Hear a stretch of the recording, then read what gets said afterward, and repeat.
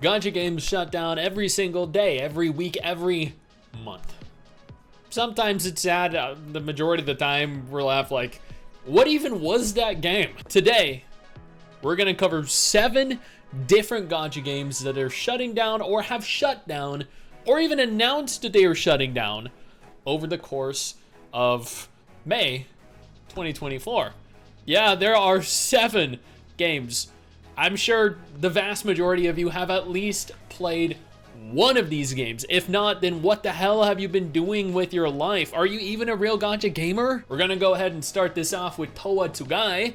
Towa Tsugai announced their end of service happening on the 23rd of July.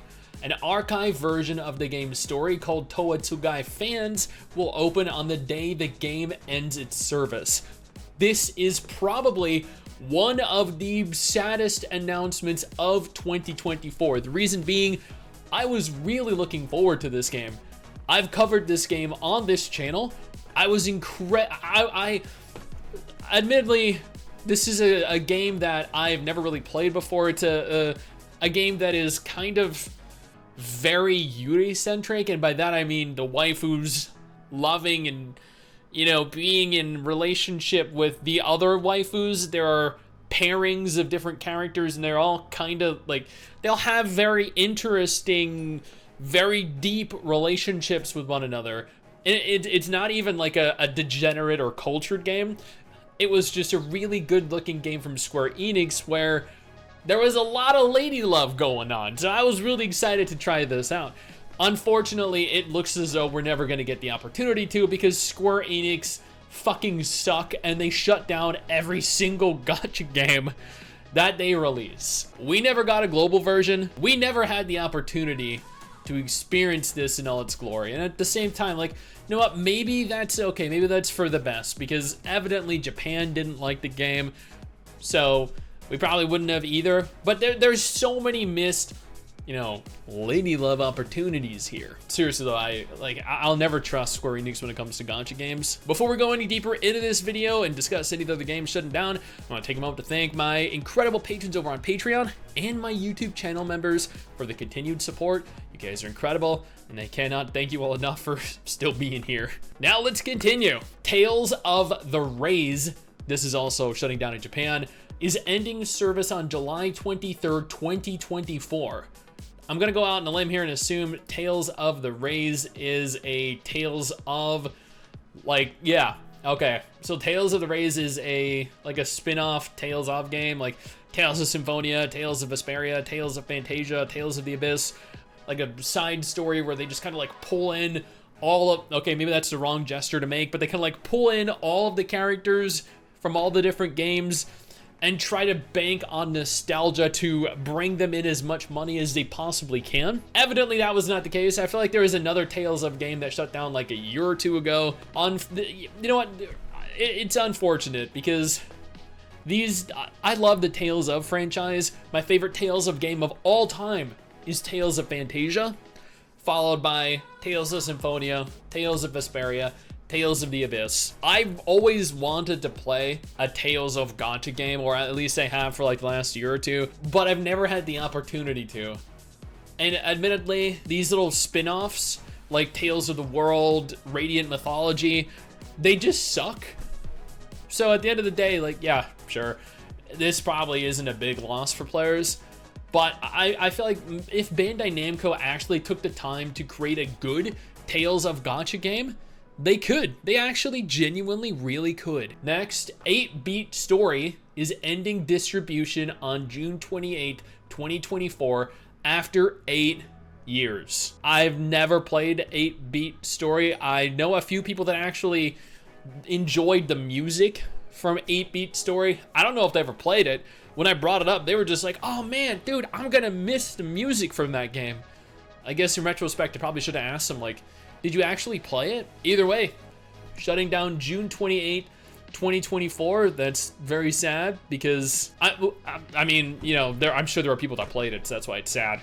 It has 1,400 likes, so evidently there are at least 1,400 people playing it. Final Gear has shut down. Logging into the game now gives you this message. Announcement of the discontinuation of the game Final Gear. Okay, this person So this person's like, it gives you this message and then they scroll down so you can't actually see the message. What the fuck are you doing? This is definitely a game that I have heard of. It really is. I haven't played it. I know a few people that have played it. Actually, this is, looking at the images on Google, actually not a bad looking game. I don't know why it shut down, other than the fact that evidently people weren't playing it. But, you know, either way, sad. Counterside is shutting down. Yeah. Well, Counterside in Southeast Asia anyway. The download for Counterside C applications will go down from the App Store within 24 hours. This was 2 weeks ago. The official date the servers go down is May 9th and 10th, depending on your time zone.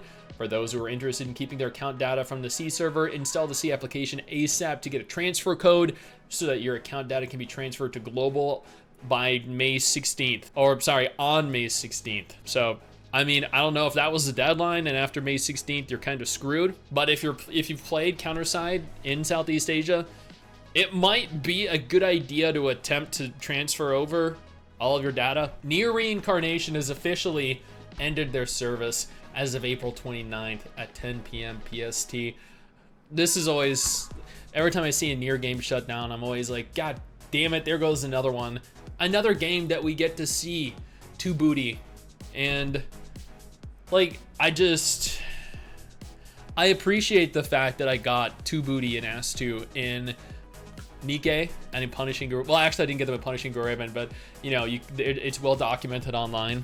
So I'm glad there are still games where I can appreciate the beauty of the character models, because I feel like every gacha game that has a Nier crossover collab ends up shutting down or removing the option of actually obtaining the characters.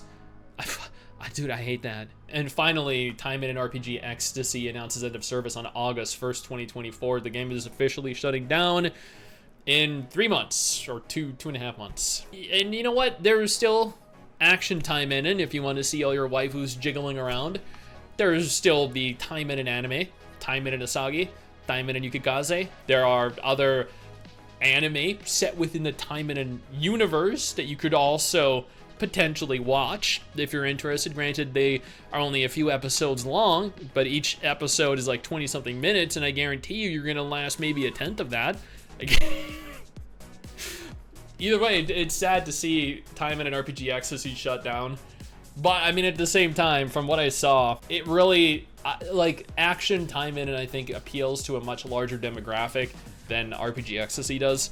And they are the 7 gacha games that have announced their closure over the course of just the last 3 weeks. That's it. 7 games. Yeah, that's crazy. There are probably going to be at least another 5 to 10 that announce their closure between now and the end of June.